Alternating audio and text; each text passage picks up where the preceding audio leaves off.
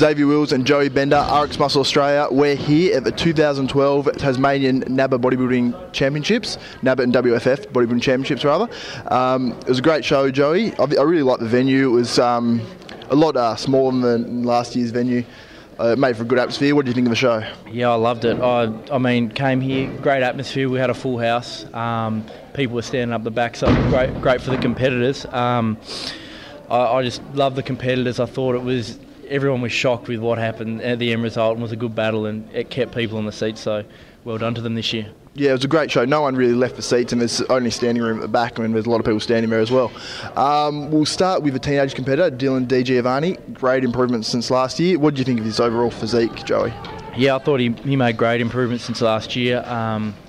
He's still got a little bit of work to do on the legs, but I mean, he's only a teenager. He's doing the IMBA next week, so he's got a great physique for a young guy. But other than that, you can't get much better for a teen, unless you're doing other things. So very good to Dylan. But now, next up, we had the NABBA novice men. That was like a battle. That was a battle. There's 4 guys in it.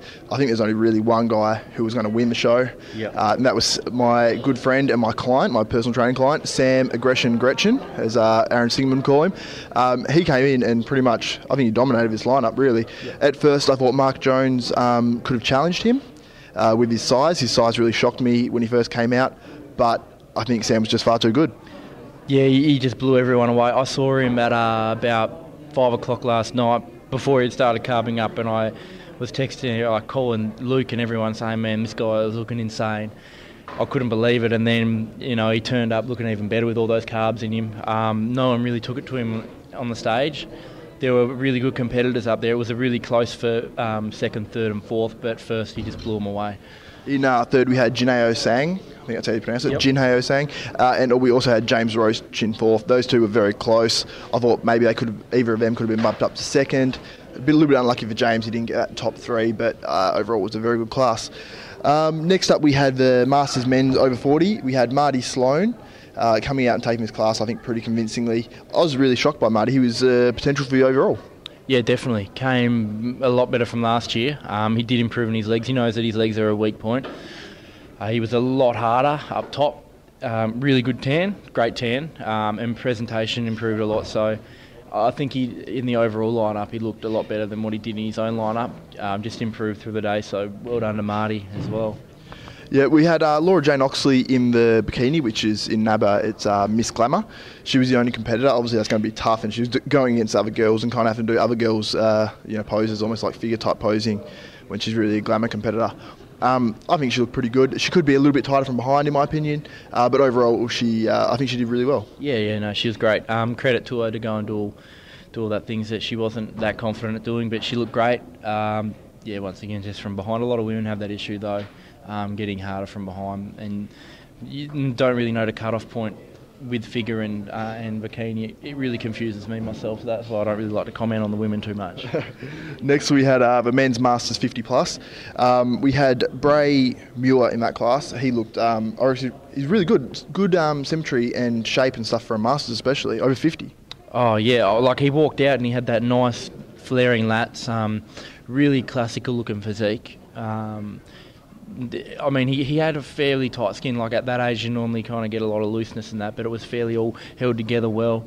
Didn't have the worst legs. Had cuts in there. They weren't very big, but it didn't look out of place with his upper body at all. I thought it was really impressive, and it was good to see him on stage. Now, the men's WFF Class 2, we had our friend Matt Roach, who hardly diets for a show. Actually, he didn't diet for this show. Came in and won. He's got just freaky genetics. He could have been a lot better, though. We've seen him a lot better. Yeah. His glutes weren't what they used to be, but overall he did look very good. And we had Ian Pook in second, who was, I don't think it was that far away. I think Matt's shape and just overall just kind of, I suppose, presence and stuff that he has from certain muscle groups, his arms and stuff, got it for him. But Pookie looked good. Yeah, I mean, I'm not afraid to say it. I mean, we're all good mates with Matt, and we're all big friendship group, and I think everyone would agree that Pookie worked a lot harder than Matt, but that's one of the things in bodybuilding. Genetics plays such a big part, so sometimes it's just the case, it doesn't matter how hard you work, someone's going to come and knock you off with just their freaky genetics, and that's what happened today. Yep. Now, then we had the NABBA men's classes, what most people look forward to in these shows, or most of the bodybuilding fans, I suppose you'd say. In NABBA Class 1, it was Class 4, sorry, we'll start it. We had Jared, how do you pronounce his last name? Jared Nezik. Jared Nezik. Yeah. He was Class 4. No, Class 1, sorry. He was Class 1. He looked really good. I think he's a lot better than last year, put on a lot of size. Great show. Probably needs to work on his posing a little bit, but overall he's really, really good. In NABBA men's Class 3, who did we have in there? We had Alfred. We had Alfred Corker, always entertaining, very entertaining routine. Could bring it at slightly tighter conditioning, but overall it was good. And then in NABBA men's Class 2, that was where the battle was of the NABBA men. We knew the overall guy, if he was going to come from a NABBA men's class, would come from this class. It was between Andrew Snowy Gilly and Fabian Truman, our friend. Well, both of them are our friends, really. Both looked really good. Snowy wasn't quite what he was last year. Yeah. I think he was just a little bit softer, perhaps a little bit bloated. Fabian brought it in much tighter than he did the last few days. He kind of tightened up quite a bit. Did you think it was the right decision? It was a 1-point decision, apparently. Hands down. I mean, I thought Fabian looked great. Good friend of ours. He's had a hard past. I mean, he's working over there in the mines now, so he's been, this whole prep is kind of, he's had to shift his whole life, but he's stayed on track with his dieting, and a big credit to him. Looked great on stage, and I knew the minute he walked on stage that he had it, because he's just better shape, more tighter. I mean, Snowy obviously had that more mature muscle. He is quite a lot older, maybe a bit bigger as well, but Fabian, just from presentation to shape and also that size, it was just a combination that no one could beat on that day. I couldn't really pick it. I think because my opinion was so skewed, because I knew Fabian obviously personally, I knew Andrew Gilly personally as well. It was very hard for me to kind of decisively say one or the other. I knew it though. You knew it. You knew it, as you always say. You knew it. Yeah, and in NABBA men's, well, that was it for the NABBA men's, really, wasn't it? For the overall, I had my boy in there, Sam Gretchen. Yep. Fabian was in there. We had Marty in there. We had Jared in there. Yep. And it was close. It was the top 4. That was the call out. We picked it. That was the number 1 call out.